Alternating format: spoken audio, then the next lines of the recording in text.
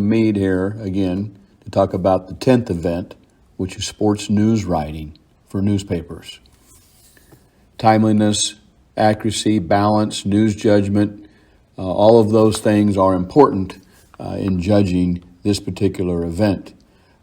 Such topics might be game stories, historic events, traditions, venues, the hiring and firing of a coach, change in rules, record-breaking performances, signing for colleges, those types of things. You do not want to enter feature stories here, such as player profiles.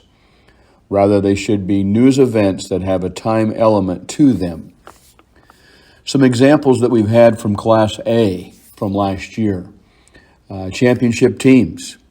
This first story is about bowling. Something to look for in your school are those sports that aren't your number one sports like football, basketball, baseball. Look for things like bowling. That second story is very, very unique and very special that national television network ESPN came to Papio South to feature their volleyball team. Obviously a news story. Some Class B stories that qualified last year. Elkhorn North basketball team won its second state title. That would be a news event when it happened. The second one, this can represent news stories in sports. Change in venues. They changed their conference tournament to a new site, and the reasons why and how that will work will make a news story. It doesn't always have to be about people. The weight room, okay? Schools get new weight room, new facilities, new gyms. Those are sports news stories. Some examples from Class C. A former student at the school was inducted into a college Hall of Fame. Sports news. Season-ending wrap-up stories can be sports news. That football team qualified for the playoffs for the fourth year in a row. With girls wrestling or any new sport in your school, a first-time champion or even a first event. That one is 2 Southern Valley girls win state titles, tournament titles in wrestling. Switching in your sports. That fourth story is about switching from 11-man football to 8-man football.